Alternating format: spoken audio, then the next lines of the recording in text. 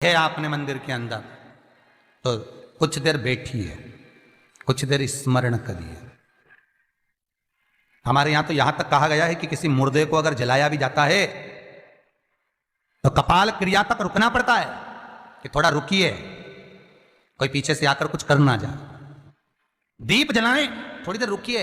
और दीप का भी नियम है महाराज, दीप का भी नियम है। दिए में जो फूल बत्ती लगती है, गोल बत्ती लगती है, गोल वाली, ये बत्ती हमेशा कोई विष्णु भगवान की पूजन कर रहे हो, शिव जी की पूजन कर रहे हो, कोई अन्य देवता का अगर आप स्मरण कर रहे हो तो गोल बत्ती लगाई जाती है। भगवान के मंदिर में पूजन कर रहे हो तो गोल बत्ती लगाएं। लंबी बत्ती, लंबी वाली जो बत्ती होती है लक्ष्मी की पूजन में, देवी पूजन में, जितनी भी माताओं की आप पूजन करोगे, जितनी भी देवियों का आप स्मरण करोगे, उसमें लंबी बत्ती का प्रमाण। कई लोग कहते हैं कि परिंदे के पास, मटके के पास में, पानी के स्रोत के पास में जहां जल भरते हैं, हंडा रखते हैं, टंकी रखते हैं, वहां पर मटके के पास बत्ती लगाओ, दिया लगाओ, पितर शांत रहेंगे। तो पितरों को शांत करो, मना नहीं है, पर दिया लगाने का नियम है कि पितरों को अगर आप दिया लगा रही हो मटके के पास, परिंदे के पास, या अमावस्या के दिन पितरों के लिए अगर दीप लगा रही हो तो गोल बत्ती अगर लगाओगी तो कार्य कभी सफल नहीं होगा। धन आएगा जाएगा, टिकेगा नहीं। इसलिए पितरों के लिए अगर दिया लगाना है, पूर्वजों के लिए दिया लगाना है, पितरों के लिए अगर दीप लगाना है तो लंबी बत्ती लगाइए, लंबी बत्ती। महाराज लंबी बत्ती का प्रमाण हमारे यहां शास्त्र करते, गोल बत्ती का प्रमाण। और सुंदर चरित्र कहा, यदि आपके जीवन में बहुत ज्यादा लक्ष्मी से तकलीफ है, कष्ट बहुत ज्यादा है, या इसलिए शायद कहा जाता है कि भगवान को सर्वश्रेष्ठ कौन सा चंदन अच्छा लगता है। आपको पहले भी कथा में कहा, आगरा की कथा अगर किसने सुनी होगी तो उसमें वर्णन किया, भगवान को सर्वश्रेष्ठ चंदन कौन सा, भगवान को सर्वश्रेष्ठ चंदन कौन सा प्रिय है।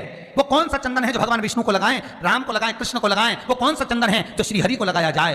तो जीते जी भगवान विष्णु एक बार गले लगाते हैं, उसको कहते हैं हरि चंदन।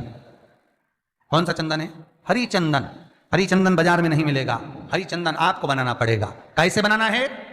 तुलसी जब सूख जाए उसकी जड़ को निकाल लिया जाए, वो जड़ को पानी में धो लिया जाए, धोने के बाद उसको सिलवट्टे पर, पत्थर पर घिसा जाए, और घिसकर उसमें थोड़ा सा कुंकू, रोली डालकर तैयार कर कर जो भगवान विष्णु के मस्तक पर, कृष्ण राम के मस्तक पर लगा देते हैं, और उसकी एक बिंदी अपने हृदय पे लगा लेते हैं। जीते जी भगवान एक बार उसको गले लगाते ही हैं। रुद्रचंदन का प्रमाण कैसा? तो महाराज कहा, चंदन घिसकर, पीला चंदन घिसकर उस चंदन को 3 मुखी रुद्राक्ष पर लपेट लिया जाता है। 3 मुखी रुद्राक्ष पर उस चंदन को लपेटा जाता है। लपेटोगे उसके बाद उसको ऐसा गोल करोगे तो एकदम चिकना हो जाएगा, एकदम चिकना, ठीक है, एकदम चिकना हो जाएगा। और उस चंदन को आप शिवरात्रि के दिन, और कोई से भी महीने की शिवरात्रि, किसी भी महीने की हो, सब फलदायी होती है। अगर आप पंचांग में देखेंगे तो शिवरात्रि लिखी हुई आती है, हर महीने शिवरात्रि पड़ती है। किसी भी महीने की शिवरात्रि पर रुद्र चंदन, अर्थात जो चंदन का आपने 3 मुखी रुद्राक्ष में लेपन करा है, उसका गोला बनाया है, वो चंदन अच्छा मोटा मोटा कर लेना, अच्छा बढ़िया, ऐसा नहीं थोड़ा बहुत ही लगा, पूरा रुद्राक्ष दिखना नहीं चाहिए, पूरा लपेट कर उसको शंकर के शिवलिंग पर ले जाकर रख दीजिए, और फिर धीरे धीरे शंकर भगवान का जल अभिषेक करना प्रारंभ कर दीजिए। वो चंदन पूरा धीरे धीरे शंकर के शिवलिंग पर डलना चाहिए। शंकर के मूल मंत्र श्री शिवाय नमस्तुभ्यम का जाप करिए, यह कहलाता है रुद्र चंदन। इस चंदन के अभिषेक से महाराज जो काम नहीं होता, आप कर कर उस कार्य को प्राप्त कर सकते हो, सिद्ध कर सकते हो। रुद्र चंदन, हरि चंदन, रुद्र चंदन, ये वो चंदन है जो जीवन का सुख प्रदान करने वाले, हरितत्व देने। मंगल है, राहु है, केतु है, दशा बेकार चल रही है, लक्ष्मी नहीं आ रही, कष्ट बहुत है, फैक्ट्रियां नहीं चल रही, कहीं मत जाओ, मेरे शिव की शरण में जाकर एक बार शिव महापुराण को पूरी सुनो। शास्त्र के हटकर कुछ नहीं बोलेंगे, जो शास्त्र सम्मत है, स्कंद पुराण में, विष्णु पुराण में, नर्मदा पुराण में, लिंग पुराण में, शिव महापुराण में, भविष्य पुराण में जितनी जितनी बातें लिखी होती है उसको छाट छाट कर लेकर आते हैं, आपको बता देते हैं कि आप ये कर लो, उससे फायदा मिल जाएगा। कोई ज्योतिषी नहीं, कोई कुछ नहीं, बस केवल भजन करो, शंकर का अनुमोदन करो और विश्वास रखो शंकर पर, तो किसी को 1 रुपया देने की जरूरत नहीं पड़ेगी। भजन करो, विश्वास शंकर पर रखना, जन्म मरण और परण वो देगा, सुख वो देगा, समृद्धि वो देगा। जिसके घर में बहु रिद्धि सिद्धि हो, जिसके घर में अमोद और प्रमोद पोते हो, जिसके घर में शुभ और लाभ दरवाजे पर बेटे बनकर विराजमान होते हो, जिसके घर में स्वयं अखंड सौभाग्य देने वाली पार्वती हो, जिसके घर में लक्ष्मी देने वाली लक्ष्मी बेलपत्र के पेड़ के नीचे झाड़ू लगाती हो, जो स्वयं सरस्वती को स्वर प्रदान करता है, वो शंकर है। जब सब कुछ उसके पास में है, कुबेर का खजाना वो चोर को दे देता है, जब सर्वस्वता उसके पास है, तो आप इधर उधर डोलते क्यों हो? क्यों डोलो? उस पर विश्वास रखो।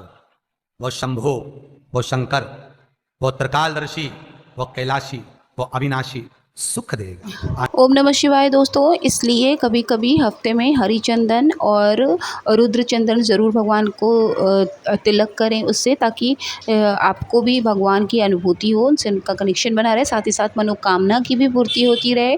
और अपने उपायों में जब हम बदलाव लाते हैं, अपने पूजा में जब हम बदलाव लाते हैं, तो हमारा जो है भगवान से एक अद्भुत शक्ति से हमारा मिलन होता है, जो हमको देखने को मिलता है।